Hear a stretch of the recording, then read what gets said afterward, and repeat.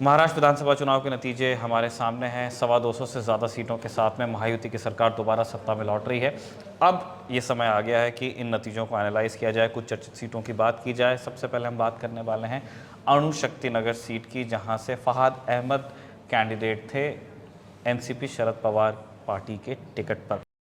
इनका एक परिचय ये भी है कि ये मशहूर एक्ट्रेस स्वरा भास्कर के पति हैं।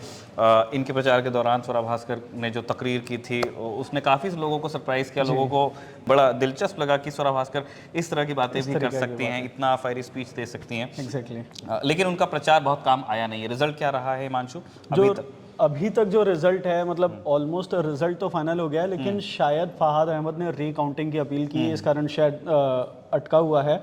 इस सीट से जो सना मलिक हैं, जो उनकी प्रतिद्वंदी रही हैं, जो दिग्गज एनसीपी नेता शरद पवार के टाइम से जो उस टाइम एनसीपी में थे, उनकी नवाब मलिक, उनकी बेटी हैं सना मलिक, जो फहाद के खिलाफ चुनाव लड़ रही थी। उनको 49,341 वोट मिला है और वो 3,378 वोट से अभी जो 3:57 4 बजे का जो टाइम हो रहा है, फहाद अहमद से लीड पे हैं। फहाद अहमद 45,963 वोट के साथ हैं अभी, यानी कि 3,300 ऐसे अंतर है। फहाद अहमद ऑलमोस्ट चुनाव हार चुके हैं। ये 19वें राउंड की गिनती इसमें चल रही है जब हम इसको देख रहे हैं, और फहाद अहमद ऑलरेडी ये शिकायत कर चुके हैं सोशल मीडिया पे आके कि वो संतुष्ट नहीं है। उन्होंने क्या कहा है एग्जैक्टली? ये वीडियो अभी सोशल मीडिया पे उन्होंने आके एक डाला है, काफी वायरल हो रहा है। फहाद अहमद ने ये कहा है कि 17वें राउंड की वोटिंग तक वो सना मलिक से लीड पे थे।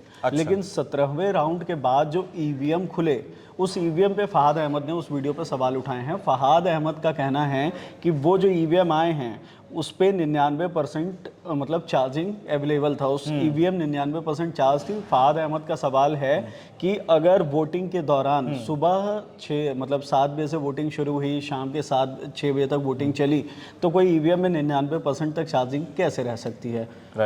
तो उसने इसे लेकर इलेक्शन कमीशन पर सवाल उठाए हैं। साथ ही ये भी आरोप लगाया कि ये जो 99% चार्जिंग वाले जो ईवीएम थे, उसमें हर बार जो भी ईवीएम खुला उसमें सना मलिक के जो वोट शेयर था वो फहाद अहमद से 2 गुना या 3 गुना आ रहा था। वो बराबर का अंतर ऐसा दिख रहा था उसमें कि किसी में 2 गुना है, किसी में 3 गुना है। तो इसे लेकर फहाद अहमद ने पहले एक ट्वीट किया था कि I am coming to you election commission को। उसके बाद उन्होंने ये वीडियो भी डाला और उसके बाद कहा कि मैं इलेक्शन कमीशन को एक एप्लीकेशन दे रहा हूं ताकि इसको रिकाउंटिंग कराई जाए, और शायद वही हो रहा है। इसी कारण 19वें राउंड के वोटिंग के बाद भी इसका फाइनल रिजल्ट अभी आया नहीं है।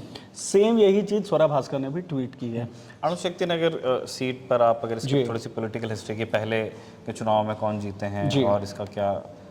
तो अणुशक्ति नगर जो सीट है वो 117 नंबर की विधानसभा सीट है, मुंबई के अंदर है। कहा जाता है कि मुस्लिम बाहुल सीट कहा जाता है इसको। 172 नंबर, माफ कीजिएगा। तो 172 नंबर की सीट है, मुस्लिम बाहुल, अल्पसंख्यक बाहुल सीट मानी जाती है इसको।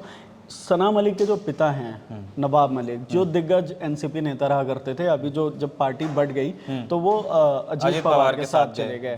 तो 2009 से जो नवाब मलिक है वो इस सीट पर हैं। 2014 में भी वो चुनाव लड़े थे, हालांकि हार गए थे। 2019 में फिर से वो यहाँ से चुनाव लड़े, जीत गए।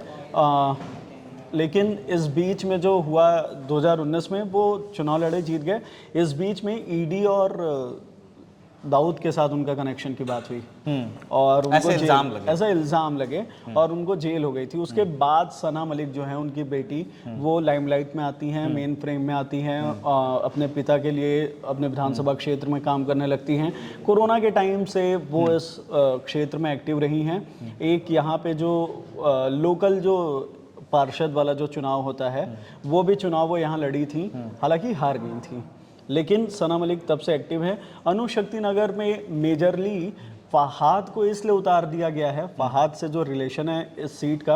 अणुशक्ति नगर के पास टाटा इंस्टीट्यूट है, जहाँ जो सोशल साइंसेज इंस्टीट्यूट है, टिस जिसे कहा जाता है, जाना माना इंस्टीट्यूट है। फहाद अहमद वहाँ एमफिल कर रहे थे। अच्छा। और जब नागरिकता संशोधन कानून का जब प्रोटेस्ट शुरू हुआ था, तब फहाद अहमद एक्टिवली उस एरिया में काफ़ी पार्टिसिपेट किए थे, उस एरिया से जुड़े हुए थे।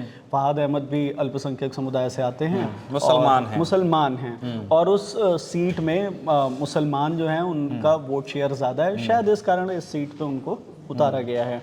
ये एक बड़ा ठीक वहाँ है। का वैसे effect मैं है। एक बार अपने व्यूअर्स को दिखाना चाहता हूँ, इस बार ये किया है इलेक्शन कमीशन ने कि राउंड वार भी वो दे रहे हैं। जी, ये एक और नया फहाद अपडेट का है। जो एलिगेशन है, एक बार देखते हैं कि वो स्टैंड करता 17वें है राउंड क्या। पे वो कह रहे उन्होंने कहा कि 17 के बाद जी, उनको 17वें डाउट राउंड है तक उनका कहना था अपने कि मैं वीडियो आगे में कि चल मैं रहा 17 राउंड तक मैं आगे था, लेकिन तो ये राउंड 17 है। जी इसमें हम देख लेते हैं फहाद, फहाद को 43,174। ये प्रीवियस है ना। ये पिछले मतलब ये 16वें राउंड तक उनके पास 41 थे। जी इस राउंड में इन्हें मिले हैं 1823। जी ठीक है, और सना मलिक को मिले हैं 3,251 3251। यानी 17वें राउंड में सना आगे आगे थी। थी। देख लेते हैं 16 में क्या था। 16 में हम देखते हैं कि फहाद को मिले थे 1643 वोट, 63 वोट, जबकि 1663, और सना को मिले 2824। अब हम देख लेते हैं 15वें राउंड में क्या हुआ।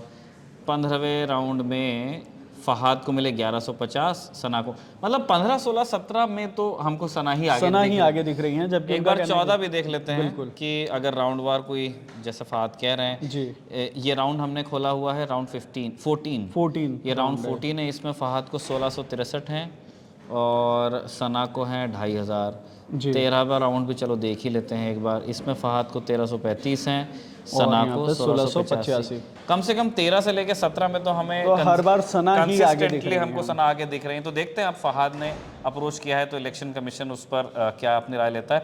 लेकिन जैसे रिजल्ट्स हमको अभी नज़र आ रहे हैं, जी उनको देख के तो यही लग रहा है कि फहाद का जो प्रोफाइल था, एक एडुकेटेड यंग मुस्लिम, यस और जिस तरह से उन्होंने सीएए में खुद को इन्वॉल्व किया, उसके प्रोटेस्ट में, वहाँ से वो लाइमलाइट में आते हैं।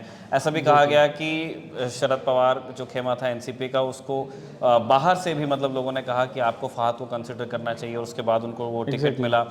उनकी वाइफ ने, स्वरा भास्कर ने उनके लिए प्रचार किया। एक नए रूप में हमने भी स्वरा भास्कर को तब देखा, काफ़ी फायर ब्रांड स्पीचेस उन्होंने दिए। लेकिन अभी तक के हमें नतीजे तो देख करके यही लगता है कि ये सारी चीज़ें काम नहीं आई हैं, क्योंकि सना मलिक 3300 वोट तकरीबन अभी अंतिम नतीजा आया नहीं है। 3378 अभी दिख रहा है, लेकिन वो लॉक नहीं हुआ है। इतने मतों से सना जीत गई हैं। महाराष्ट्र और झारखंड के चुनावों पे, जो विधानसभा के चुनाव हुए हैं, उस पर और वीडियो प्रेजेंटेशंस हम आपके लिए लेकर आ ही रहे हैं। आप उनको ज़रूर देखिए, कमेंट बॉक्स में हमें फीडबैक दीजिए, और जो आने वाले प्रेजेंटेशंस अगर आप हमारे देखना चाहते हैं तो बने रहिए खबरगांव के साथ। धन्यवाद।